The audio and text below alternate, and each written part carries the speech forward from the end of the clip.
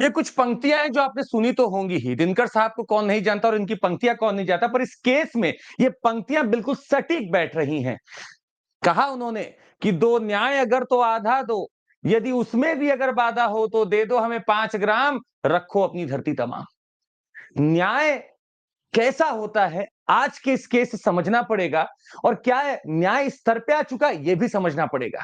बात की जा रही है जुवेनाइल जस्टिस एक्ट, और साफ साफ कन्फ्रंटेशन में है। पुलिस के हथकंडे कुछ चढ़ नहीं पा रहे हैं, पुलिस के हाथ ही लोग लग नहीं पा रहे हैं, और यूज किया जा रहा है शील्ड के तौर पर जुवेनाइल जस्टिस एक्ट को। समझना बहुत जरूरी है इस केस को। अगला 5 मिनट आपकी आंखें खोल सकता है अगर आप इस केस को समझ लें, और ये सेशन सिर्फ आपके लिए नहीं, अगर आपके रिलेटिव्स, अगर फादर मदर भी देखे तो बड़ा बेहतर रहेगा। केस ये है कि 200 की स्पीड से गाड़ी चला रहा है एक युवक है, उसकी उम्र है 17 साल 6 महीने। वो 18 साल का अभी तक हुआ नहीं है। 12वीं की एग्जाम या 12वीं के रिजल्ट के वो खुशी मना रहा है, पब में जा रहा है, पब में लिकर उसको सर्व किया गया है, वो लिकर के नशे में है और वो 200 की स्पीड चला रहा है। और एक कार है पोर्श, जो काफी महंगी कार आती है, लगभग 1.5 करोड़ के ऊपर ही आती होगी। इस कार को ये भाई साहब चला रहे हैं और ये जाकर दो लोगों में भिड़ते हैं।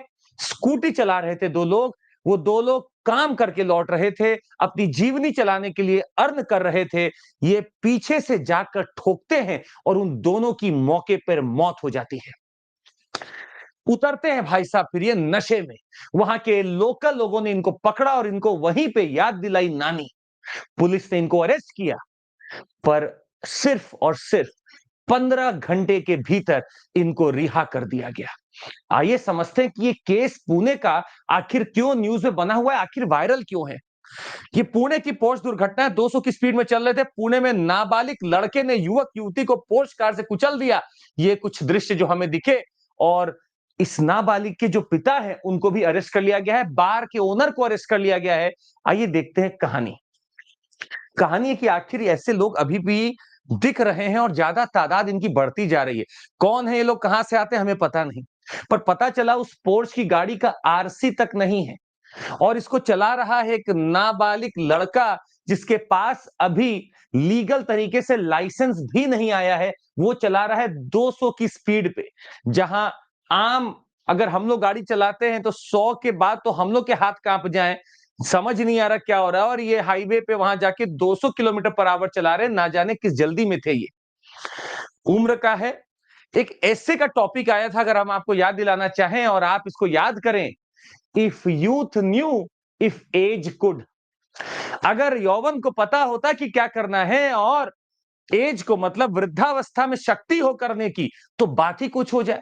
यौवन अवस्था, युवक अवस्था चल रही है, लोगों को पता ही नहीं क्या करना, और वृद्धावस्था में लोगों को सब पता है कि मुझे क्या करना है, पूरा विजडम आ गया है, पर करने की क्षमता नहीं है।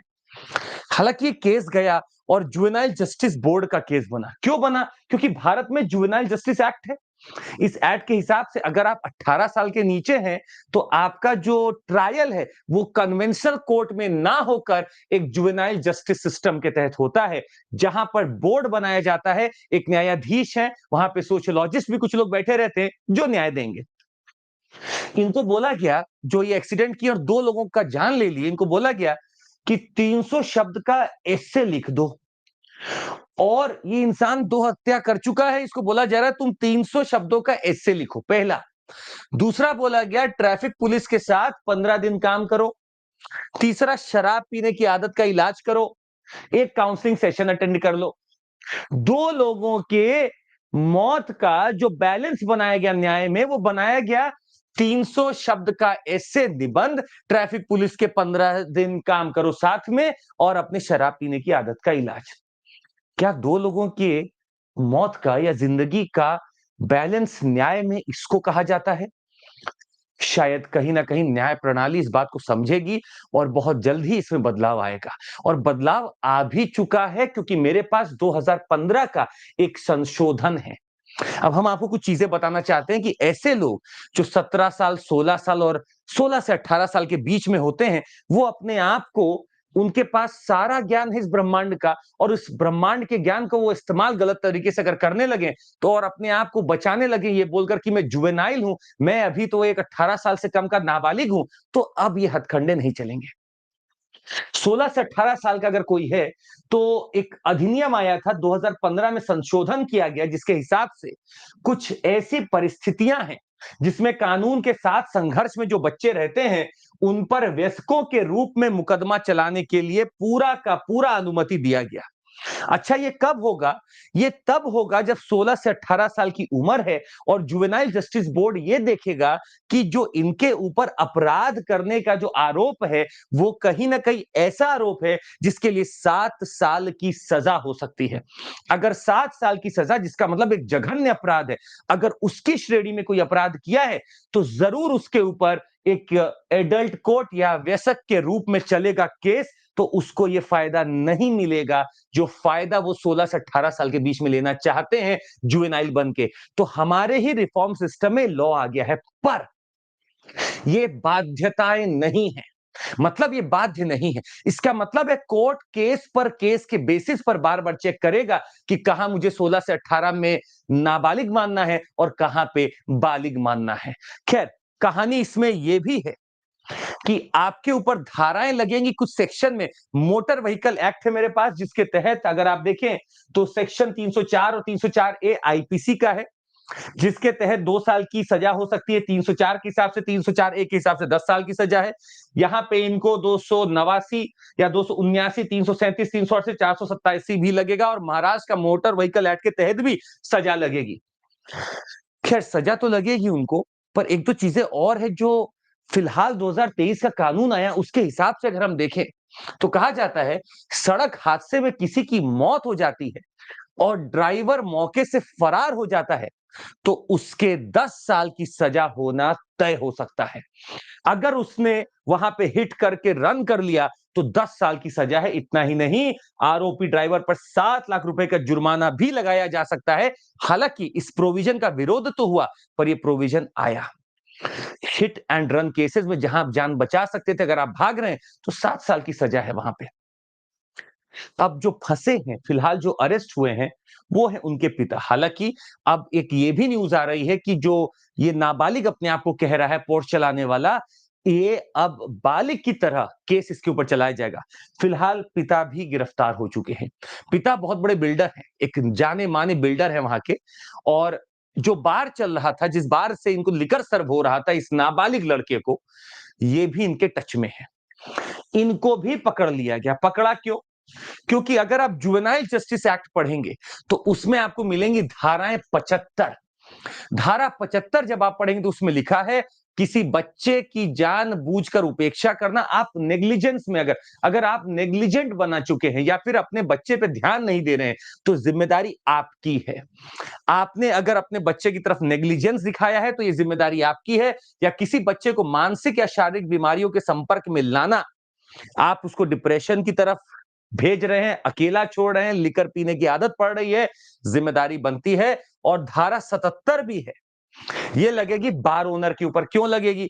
नशीली शराब या ड्रग्स की आपूर्ति या सर्व करना किसी भी नाबालिग को ये जुर्म है, और इन दोनों जुर्म के तहत इन दोनों को, बार ओनर को और पिता को भी अरेस्ट किया गया है। अब देखना यह है कि ये केस कहां तक जाएगा।